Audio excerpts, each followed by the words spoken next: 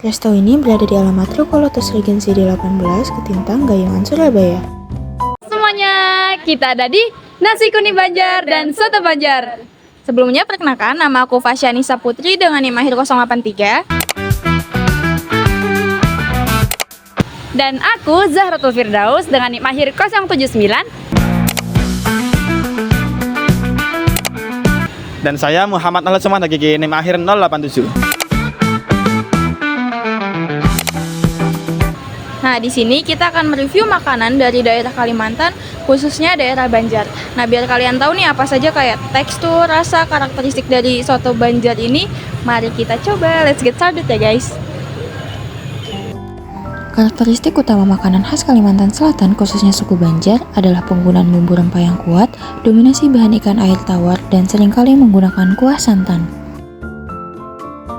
Salah satu ciri khas utama nasi kuning Banjar adalah bumbu habang, yaitu bumbu merah yang terbuat dari cabai merah kering, bawang merah, bawang putih, jahe, kayu manis, terasi, garam, dan gula. Bumbu ini memberikan rasa manis gurih yang unik dan sering digunakan untuk berbagai lauk seperti ayam, telur, ikan haruan, dan daging. Nasi kuning menggunakan teknik pengolahan steaming, untuk kondimen seperti telur menggunakan teknik boil, tempe, bihun, dan serundeng teknik saute, sedangkan ayam habang menggunakan teknik ungkep. Nasi kuning Banjar umumnya disajikan bersama beragam lauk pauk sebagai pelengkap, yaitu dengan menempatkan nasi sebagai makanan pokok di bagian tengah piring, kemudian di sekeliling nasi tersebut ditata berbagai lauk pauk yang terdiri atas lauk hewani, lauk nabati, serta pelengkap lainnya. FYI nih guys, untuk porsi hidangan nasi kuning Banjar itu umumnya disajikan sebagai porsi individu. Jadi menurutku untuk harganya ini terbilang standar dan tidak overpriced ya. Oh iya, kalian tahu gak sih kalau nasi kuning Banjar ini sudah ada loh sejak masa kerajaan Banjar pada abad ke-16. Warna kuning yang dihasilkan dari kunyit itu melambangkan kemakmuran, kesejahteraan, dan harapan baik. Oleh karena itu, selain dikonsumsi dalam kehidupan sehari-hari, hidangan ini juga disajikan dalam acara-acara tertentu seperti syukuran, pernikahan, dan lain-lain. Jika tadi merupakan nasi kuning Banjar, maka sekarang adalah soto Banjar. Soto Banjar adalah kuliner berkuah kaldu ayam kampung yang terdiri dari rempah cengkeh, adas, kayu manis, bunga lawang, dan lada. Lalu bahan yang digunakan ini terdiri dari ayam kampung, soun, perkedel, lontong, dan telur rebus. Nah, soto Banjar diolah dengan teknik boil. Cara penyajiannya yaitu disajikan dalam mangkok berukuran sedang dengan tata letak bahan yang rapi sebelum disiram kuah panas. Porsi hidangan soto Banjar pada umumnya disajikan sebagai porsi individu, sedangkan untuk harganya terbilang standar dan tidak overpriced. Nah, soto Banjar ini mengalami akulturasi budaya dari Tiongkok, khususnya hidangan coto. Seiring berjalannya waktu, hidangan ini mengalami adaptasi dengan selera dan bahan-bahan lokal. Soto Banjar sering disajikan dalam acara-acara adat dan perayaan, mencerminkan nilai kebersamaan dan kehangatan dalam masyarakat Banjar. Untuk kuahnya sih terasa detail berbeda sih, sama ada kentangnya juga. Jadi dia bertekstur gitu, gak terlalu cair juga. Mungkin perbedaan dari soto-soto yang lainnya, dari teksturnya sih ini lebih pekat, enggak yang terlalu encer. Dan dari segi warnanya juga cenderung lebih cerah lah daripada soto-soto yang pada umumnya. Karena kan pada umumnya kan pakai kunyit kan. Tekstur dari bangunan sih udah pas, tingkat kematangan juga udah pas. Yang mana kayak seperti kita tahu ya, kalau kematangan kan di area luar kuning telur ada kayak warna hijau-hijau, itu menandakan telurnya itu kematangan. Nah kalau ini udah nggak ada sih, tadi udah pas saja. Bihunnya sih nggak terlalu kematangan, nggak terlalu mentah juga. Dia kenyal. Untuk rasa dari perkedelnya sih kasar banget di bawang putihnya. Dan untuk teksturnya itu bisa sedikit basah, mungkin karena dicampur sama kuah dari soto itu sendiri.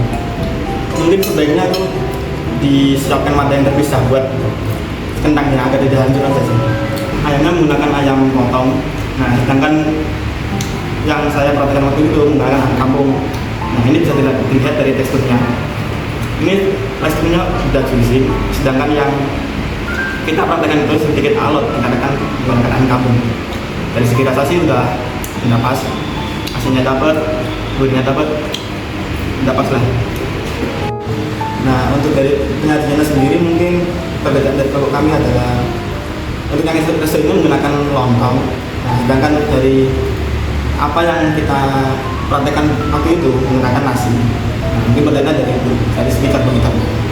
Selanjutnya kita masuk ke hidangan nasi kuning Banjar. Ini saya mau mencoba nasi kuningnya terlebih dahulu.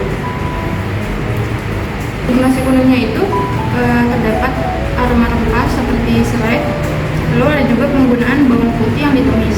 Nah, ya, seperti yang kita ketahui kalau makanan pokok itu tidak boleh memiliki rasa yang cenderung asin atau gurih, sehingga penggunaan garamnya itu tidak boleh terlalu banyak. Kemudian nasi kuningnya ini juga berasa santan dan aroma santan juga, dan warna kuningnya ini berasal dari penggunaan bumbu kunyit. Selanjutnya di sini ada ayam habang. Dari segi teksturnya itu dia tidak kering ya, lalu sepertinya bumbunya juga meresap dengan sempurna. Nah, sedangkan dari segi rasanya di sini berasa penggunaan gula merah yang cukup dominan. Jadi dibandingkan dengan yang kemarin waktu praktik, hasil yang dipraktikkan itu rasanya gurih dan asin sedikit manis. Sedangkan kalau yang di resto ini rasanya lebih ke manis, dominan ke manis. Setelah itu aku akan mencoba dari serundengnya. Dari segi tekstur serundengnya itu kering, tapi tidak terlalu kering, jadi agak sedikit basah gitu. Lalu di aftertaste-nya itu terdapat aroma kusam, mungkin karena dimasaknya itu apinya terlalu besar, jadi ada aroma smoky-nya dikit.